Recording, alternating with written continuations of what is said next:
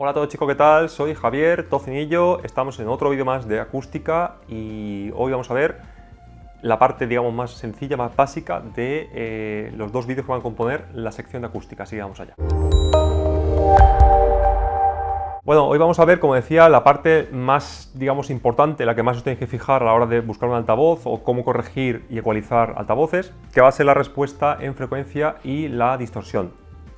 Vamos a hacerlo con, en mi caso, primero la respuesta en frecuencia con Dirac, que es como lo tengo ecualizado. Vamos a utilizar una gráfica suya para ver cómo se mide. Si estáis utilizando REU, podéis utilizar la gráfica que os genere sin problema, porque la interpretación es la misma. Y luego para la gráfica de distorsión, dado que Dirac no la mide, vamos a utilizar alguna de REU, de algún ejemplo que haya encontrado. No es de mi sala, pero para que veáis cómo se mide. Luego en un segundo vídeo ya más avanzado, haremos lo que es la dispersión, on-axis, off-axis, es decir, cuánto dispersa un altavoz. Imaginaos que es un cono de un coche, de un faro, pues el altavoz es exactamente igual. Cuanto más abra, más cobertura nos va a dar el sonido. Generalmente suele ser mejor. Y sobre todo, qué coherencia tiene en respuesta en frecuencia a medida que nos vamos poniendo en ángulo con respecto al altavoz, que también es muy importante. Aparte de eso, también haremos el waterfall, que es mirar la respuesta en frecuencia en tiempo y en espacio. Y por último, la respuesta impulsiva, que la podremos ver con Dirac y nos sirve sobre todo para ver dónde tenemos problemas en las primeras reflexiones, si tenemos el campo reverberante correctamente, etc. Así que nos vamos a quedar hoy con lo básico, respuesta en frecuencia y distorsión, en este caso de la respuesta en frecuencia de un altavoz en mi sala y en el caso de la distorsión de unos altavoces que encuentre por internet, de una sala que encuentre por internet. Así que no tengáis en cuenta la disparidad entre gráficas. Vamos allá. Muy buenas a todos chicos, ya estamos aquí otra vez en las gráficas. Como decía, lo que queríamos hoy era explicar dos cosas. Una, la gráfica de respuesta en frecuencia y la distorsión. La distorsión con Dirac no se puede ver, así que vamos a empezar con la de frecuencia. Esta es la respuesta, vamos a quitar el target, de mi canal izquierdo corregida. Vamos a trabajar con la corregida porque la medición es esta. Bueno, vamos a trabajar con las dos, de hecho, para que veáis la diferencia, ¿vale? Y el derecho sería este de aquí.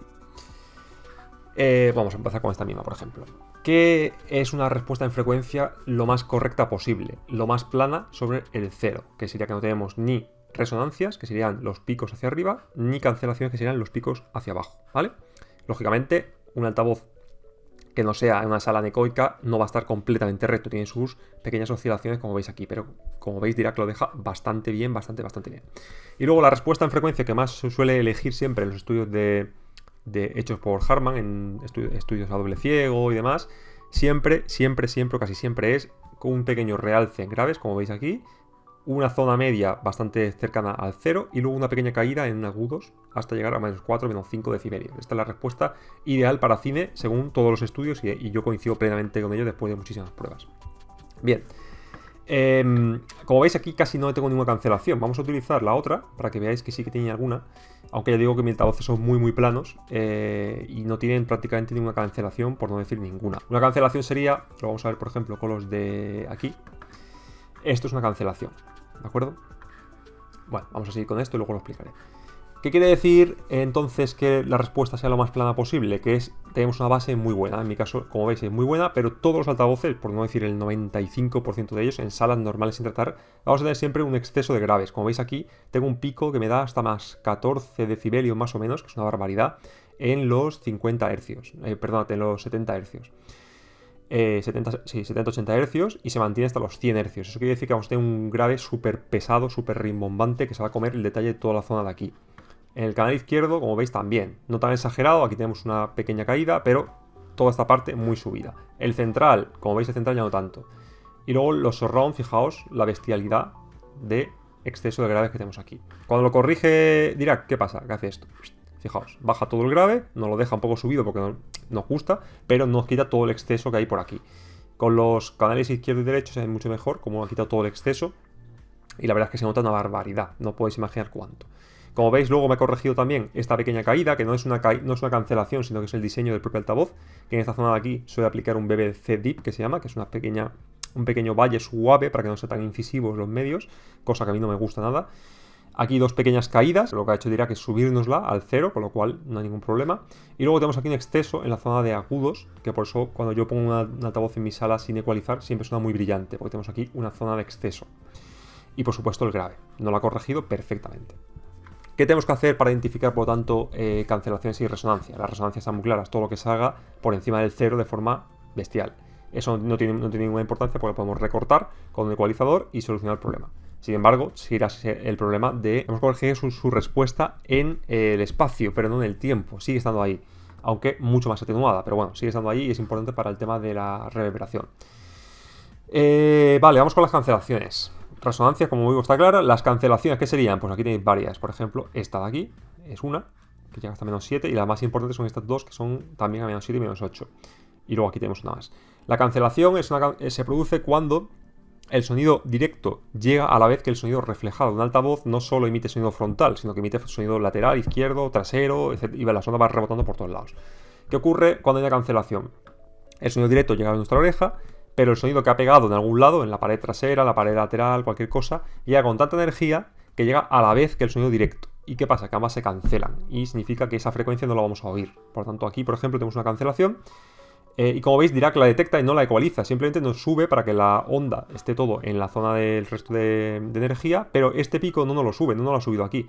Si lo subimos, ¿qué pasa? Que estamos subiendo tanto el sonido directo como el sonido reflejado, con lo cual no ganamos ni perdemos nada, simplemente dejamos la gráfica más bonita pero no sonará mejor, de hecho puede sonar hasta peor incluso, así que eso es una cancelación y como veis la detecta y Dirac ninguna de estas las corrige.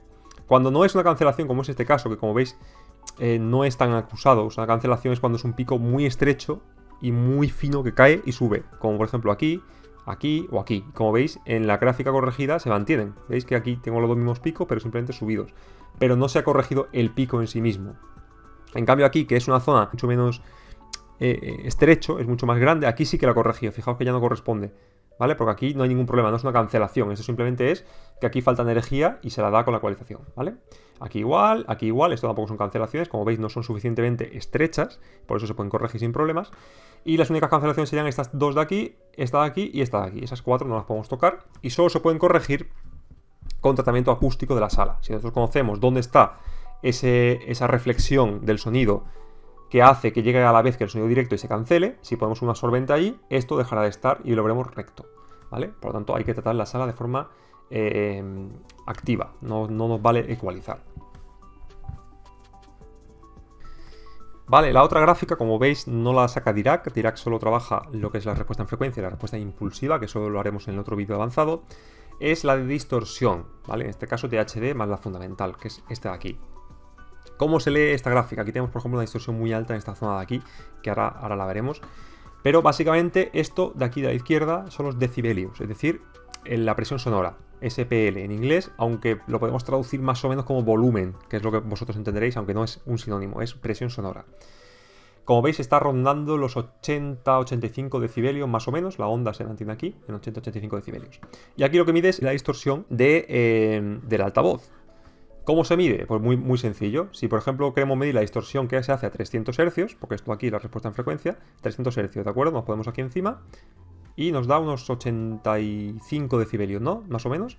Perfecto. Y de distorsión tendríamos en 300 Hz unos 35 decibelios. 85 menos 35 son 50 decibelios. Pues nos vamos al calculador, que está muy bien, este de aquí, y ponemos aquí menos 50. Calculamos. Y la distorsión que tenemos en 300 Hz es de 0,31%. Muy poquita distorsión. Recordad que a partir del 1% empieza a ser importante. Pero sobre todo en este rango de aquí. A partir del 1 hasta el 6K, más o menos, entre 2 y 5, 6, incluso 8, es la zona más importante y más delicada. Y como veis, este altavoz tiene un problema enorme de distorsión en esa parte. Como habéis visto, aquí se mantiene muy bien en distorsión. Pero aquí, en esta parte, nos vamos a ir, por ejemplo, a 5 o a 4K, que entre 2 y 4 suelen estar las voces de las películas, fijaos, es importante. Nos vamos a 4K y estamos en 80 decibelios. Y en cuanto a ruido, nos ponemos aquí y nos está dando unos 55 más o menos, ¿no? Serían 80 menos 55, nos darían 25. Si ponemos aquí menos 25... nos da una distorsión de 5,6%. 5,6 veces, o sea, perdón, 4,6 veces por encima de lo recomendado. Es una auténtica barbaridad y aquí claramente vamos a escuchar la distorsión cuando empiecen a hablar en la película. Y ese altavoz tiene un problema en el Twitter, claramente, o en la zona de medios, si es un 3 vías, bastante importante. No sé si es que está roto o lo que sea, porque esta foto la he bajado de internet, porque como digo, Dirac no mide la distorsión, necesitamos REU para medirlo, pero así se mide la distorsión. La gráfica de distorsión es así, es sencillita, tenéis que coger siempre la gráfica de arriba, ver en su eje de las Y dónde se encuentra, en este caso 80 decibelios, y luego mirar el punto de la frecuencia que queremos ver la distorsión, vemos la gráfica negra, restamos, y con el calculador se lo metemos en negativo aquí, y nos va a dar siempre el porcentaje de distorsión. Otra gráfica que se suele utilizar es, en lugar de hacerlo así, ya directamente te sale el porcentaje. En lugar de aquí salir los 20, 30, 40, te sale aquí medido a 90 decibelios, por ejemplo, y aquí te sale el porcentaje de distorsión. Y aquí ya pues sale el 1, el 2, el 3, y entonces ya simplemente tienes que ponerlos aquí y tiráis hacia la izquierda y os dirá el porcentaje de distorsión. Son las dos formas más comunes de medirlo. Así que bueno, con eso y con la de respuesta en frecuencia, yo creo que se puede sacar bastantes conclusiones de qué tipo de altavoz es mejor, siempre que sea lo más plano posible, qué tipo de diseño acústico es el mejor, siempre que tenga una distorsión baja, sobre todo en la zona de cruce suelen ser muy delicadas. Por ejemplo, esto será seguramente en 2 vías, donde esto de aquí es el woofer y esto de aquí es el tweeter. Y la zona de cruce entre ambos, que suele ser 2-3K por aquí, siempre suele haber un piquito de distorsión que sube del 1-1,5%. Los mejores altavoces ese pico no lo tienen. Luego, por supuesto, este altavoz está roto o está con una distorsión altísima en el diseño y no es válido. Pero bueno, para que entendáis cómo se leen las gráficas. Serían dos aspectos fundamentales a la hora de elegir los mejores altavoces posibles, y nos faltaría, por supuesto, los que vamos a ver dentro del tutorial 2, que es el de acústica avanzada, que va a ser la respuesta impulsiva, que la tenemos aquí, que no depende del altavoz en sí, pero sí depende de los otros gráficos que analizaremos, que es el waterfall, la respuesta o dispersión en on-axis y off-axis, que son también tan o más importantes casi que la respuesta en frecuencia. Así que con eso espero que os haya podido aclarar las dudas que tengáis. Si no, me la podéis dejar sin problemas en el foro o en el vídeo de la descripción para intentar aclararlos, ¿de acuerdo? Bueno, y hasta aquí el vídeo de ecualización del primer de los dos vídeos de acústica. Espero que os sirva para interpretar cuando veáis, por ejemplo, un análisis de una torre, de un altavoz de estantería que os guste, para interpretar las mediciones, sobre todo la de respuesta en frecuencia. Os va a indicar cuán coherente es una caja. Recordad que cuanto más plana, mejor, por lo general. Después podemos modificarla un poquito, ya al ser la base tan buena. Y en el tema de la distorsión, pues recordad más o menos la regla de que a partir de los 400 Hz más o menos es bastante importante que no supere el 1%, aunque bueno, hay estudios que indican que hasta un 2-3% no pasa nada, pero os lo digo para que lo tengáis en cuenta. Espero que os haya gustado, nos vemos en el próximo vídeo de acústica, que será el avanzado. Ese va a ser bastante más complicado de explicar y de entender, así que si lo tenéis que ver varias veces, pues ahí estamos. Y nada, recordad que, en mi opinión, lo mejor que podéis hacer es compraros siempre un UMIC, si lo queréis calibrado o sin calibrar ya es cosa vuestra, un trípode. Y si lo que queréis es identificar y jugar un poco a leer las gráficas de vuestra sala, podéis empezar con REU sin ningún problema. Haremos un tutorial escrito, lo tenemos pendiente de hace tiempo, para interpretar las gráficas. Y si tenéis Dirac, podéis leer dos cosas, la de respuesta en frecuencia y la respuesta impulsiva, que son las dos cosas que nos generará el programa. Así que a partir de ahí ya cada uno que corrija como quiera y que utilice las herramientas que considere más oportunas. Desde aquí, desde EduPasión, muchísimas gracias por vuestra visita y nos vemos en el próximo vídeo. Un saludo.